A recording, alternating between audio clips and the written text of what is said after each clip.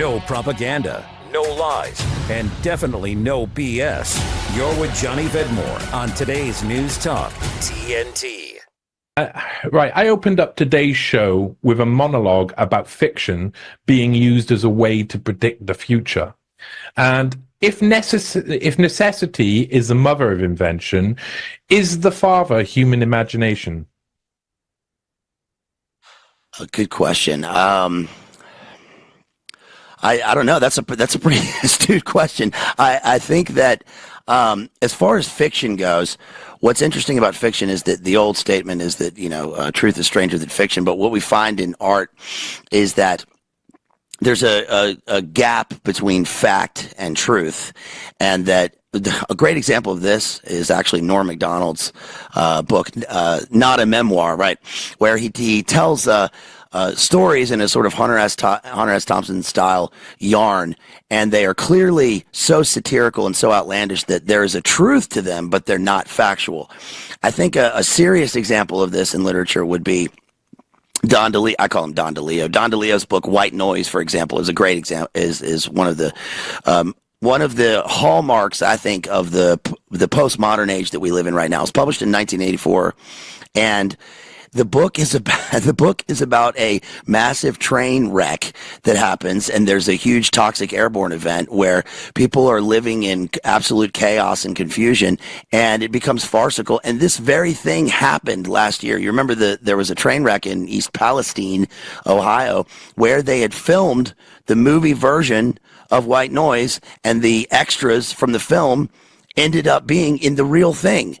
And I think that fiction and art and cinema all have this amazing ability to predict the future and to give us a revelatory idea of what we're going, what we come to expect. But that's because they deal with truths, in the same way that Shakespeare's body of work will never change in terms of its scope of human imagination and the invention of the human.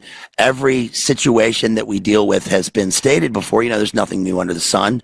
And it's just how these things sort of vary as we go on. So there's a lot to learn from reading situations in parallel, in fiction. I think of it like if you go outside on a clear night and you look at a full moon, if you stare too long at the moon, it's sort of hard to focus on the small points in it. You kind of have to look slightly askew.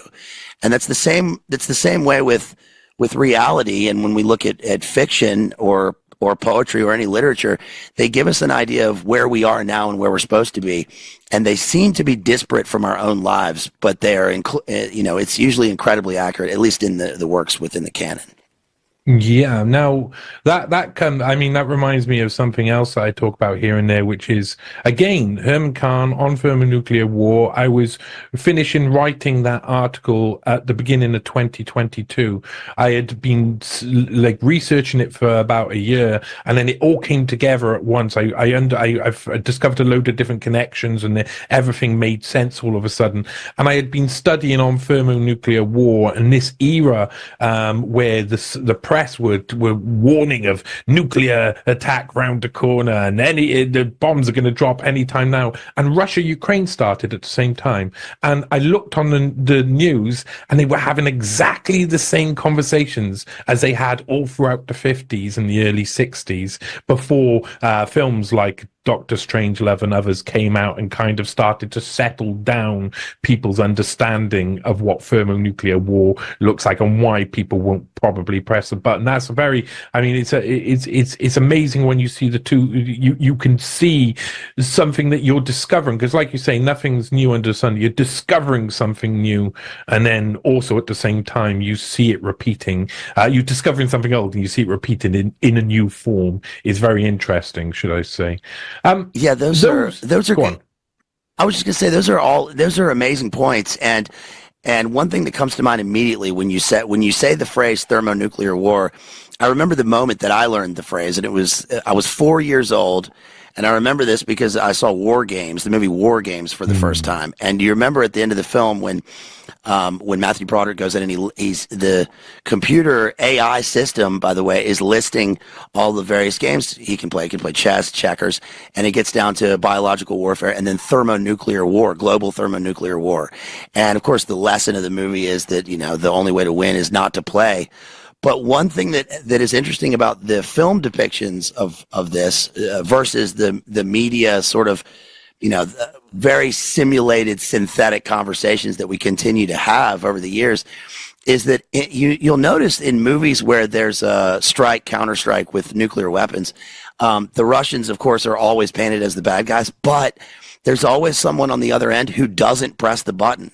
And I find that interesting, that we always are in this adversarial position, but the other side is always the first to not press the button, trying to save the human race. I think it's just one of those small hallmarks of these types of films. Except, of course, in Doctor Strangelove. Right. That's probably the only. Listen, I got to also mention, I almost missed it. You mentioned one of my comedy heroes, Norm Macdonald, earlier, and I suggest everybody indulge in Norm Macdonald because he's someone who can really make you think differently as well. Listen, those in power seem only to understand the world via the use of sensory detail and empirical data, as I've heard you say, much like you've described of Faust. What method of to rationalize reality would lead them to making better decisions with more positive outcome, do you think? Well, I think one of the problems with what you just mentioned, with this sort of, obviously we live in a world now where top down we're given values through in a scientific paradigm, and this is the sort of phrase that came out of with trust the science, which is a contradictory statement, one that involves an abstract and a metaphysical value versus something that is supposed to be clearly objective and science driven based on data and experimentation. But the problem is that things are always changing until they come to a proof, and we don't derive our values for what we believe in from those things. These are things that determine the material world, but we forget that language itself. We dream in language, we think in language, we think in words, and nouns, for example, there are common, there are concrete nouns and there are abstract nouns. And so even when we deal with something like the idea of love, we can't see love, we can't taste it, touch it, hear it, smell it. It's completely abstract. And yet we all know that it's the thing that drives the world. It's the thing that allows us to, keep on with the human race. And I think that we're living in a world where increasingly we are supposed to do away with those things unless they are beneficial to us personally and based on negative, right? Which is that I will succeed in life based on the amount of pain that I've suffered. But the fact is that, we are at the end of a long line of human beings who came before us that made us, and that we all live life and we all have pain and we all have those things and we have to learn how to deal with it. But there are things outside of us. There are things that are constant.